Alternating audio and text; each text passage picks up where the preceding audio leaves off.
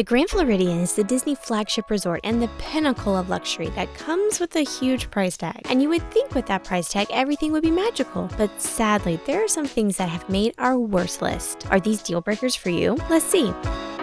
Welcome to the Magical Resorts Guide. My name is Jennifer, and along with my husband Chris and our toddler Mason, we are on a journey to stay in all 18 Walt Disney World resorts this year. After sharing a full resort tour of the Grand Floridian, we are ready to give you our honest opinion.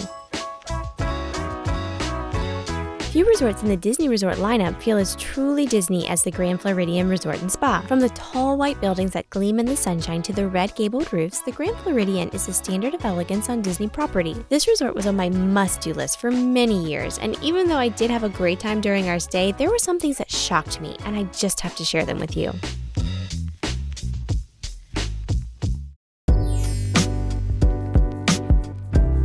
So let's just jump right in with a big one. When we first walked in our room, we could tell it was beautiful at some point in time in the past.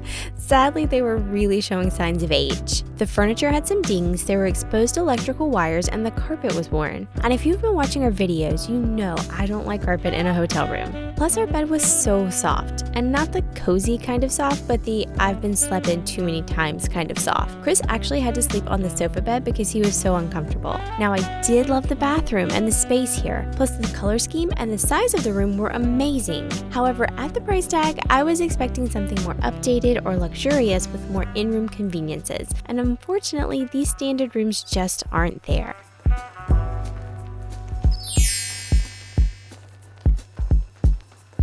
Grand Floridian is a great place to come for a meal or drink, even if you aren't staying here. From Citraca to Narcoossee to Grand Floridian Cafe and Enchanted Rose, plus more. There are so many delicious restaurants to choose from, and a lot of people take advantage of these great places to eat, like a lot of people.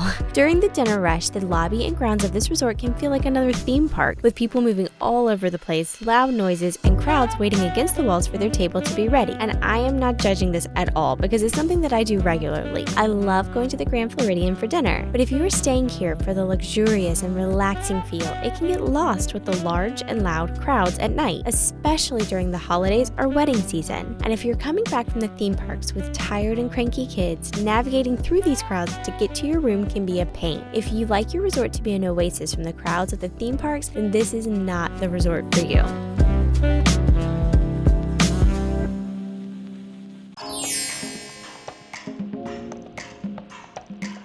Okay, this one may seem odd, but hear me out. If you book a standard view, garden view, or theme park view room, you will be in one of 5 resort buildings surrounding the courtyard: Sago Cay, Conch Key, Sugarloaf, Boca Chica, and Big Pine Key. If you hope to stay in the main building, the center one with the beautiful lobby, you will need to upgrade your stay significantly. The only rooms located in the main building are club level rooms and suites. So this is where my worst comes in. Disney's complimentary transportation all ends at the main building, where you will need to walk out the back to the courtyard and your prospective resort building. And if you find yourself caught in a rainstorm, which is very common in Florida, there will be no way to get to your resort building without getting wet. There are no covered walkways to get to the 5 main buildings around the property. And for a deluxe resort that is the pinnacle of luxury, this is just frustrating, especially if you have a toddler and a stroller.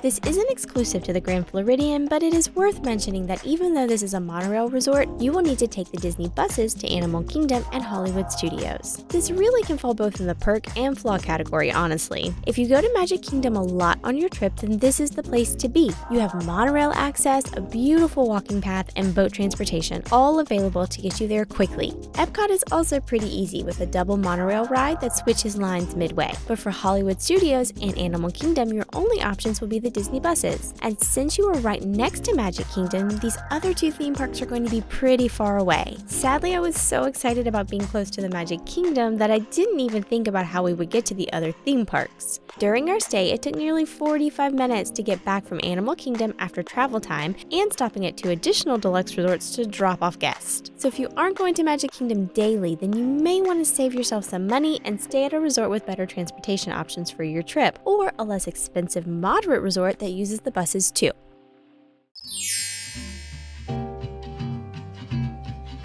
And And finally, our biggest flaw here is the cost versus value at this resort. If you were paying $200 a night, then much of our worst could probably be overlooked. But at between $700 to $1,000 per night for a standard room, a lot of these worsts come into play, especially the room quality. Now, if you're a Magic Kingdom enthusiast, the proximity to your theme park may make this resort worth the cost for you. But in our opinion, there are so many other excellent deluxe Walt Disney World resorts that you can stay at with updated rooms, great theme park access, and a much smaller price per night.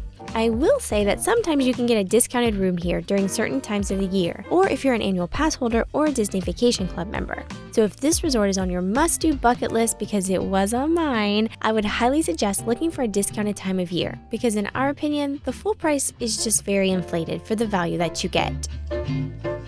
So what do you think? Would any of our worst list flaws keep you from staying here, or are you a true Grand Floridian fan? Let us know in the comments, and if you found this video interesting, be sure to give it a like. If you missed our last resorts, you can catch up right here. Planning a Disney trip? Check out the video description below. We have listed our favorite videos, travel must-haves, and much more information to help you plan your stay. Thanks for watching, and we hope you have a magical resort stay.